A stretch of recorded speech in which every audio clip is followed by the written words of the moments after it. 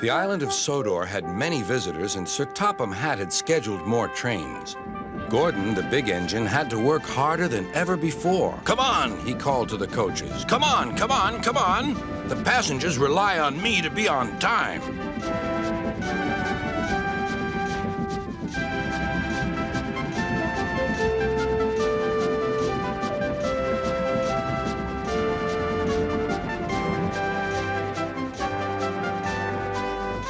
Whenever Gordon finished one journey, it was time for another to begin.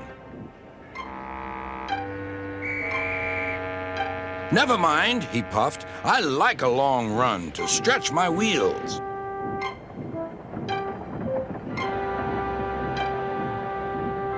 Even so, Sir Topham Hatt decided that Gordon needed a rest. "James shall do your work," he said kindly. James was delighted. He liked to show off his smart red paint and was determined to be as fast as Gordon.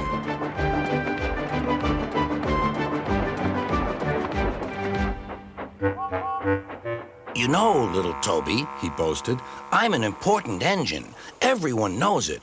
I'm as regular as clockwork, never late, always on time. That's me." "Says you," replied Toby. Just then, Sir Topham Hatt arrived. "Your parts are worn, Toby, so you must go to the works to be mended." "Can I take Henrietta, sir?" "No. What would the passengers do without her?" Toby saw Percy by the water tower. "Don't worry, Toby. I'll take care of Henrietta until you get back."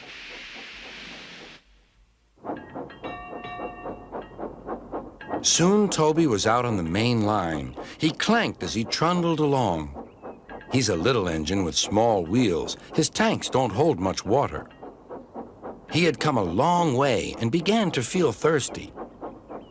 In the distance was a signal. "Good," he thought. "There's a station ahead. I can have a nice drink and a rest until James has passed." Toby was enjoying his drink when the signalman came up. He had never seen Toby before. Toby's driver tried to explain, but the new signalman wouldn't listen.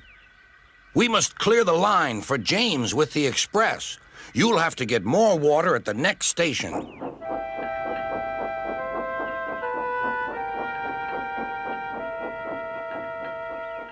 Hurrying used a lot of water, and his tanks were soon empty. Poor Toby was out of steam and stranded on the main line. "We must warn James," said the fireman.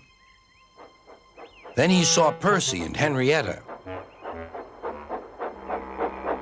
"Please, take me back to the station. It's an emergency." Henrietta hated leaving Toby. "Never mind," said Percy. "You're taking the fireman to warn James. That's a big help." Henrietta felt much better. James was fuming when he heard the news. "I'm going to be late." "My fault," said the signalman. "I didn't understand about Toby." "Now, James," said his driver, "you'll have to push Toby." "What, me?" snorted James. "Me? Push Toby and pull my train too?" Grumbling dreadfully, James set off to find Toby.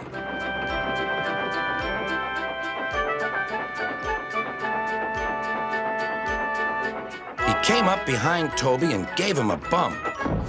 "Get on, you!"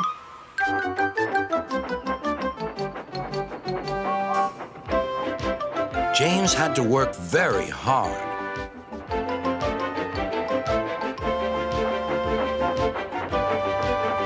When he reached the workstation, he felt exhausted.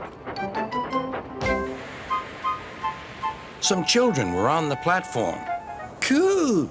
The express is late, and it's got 2 engines. I think James couldn't pull it on his own, so Toby had to help him." "Never mind, James," whispered Toby. "They're only joking." "Huh," said James. Toby just smiled.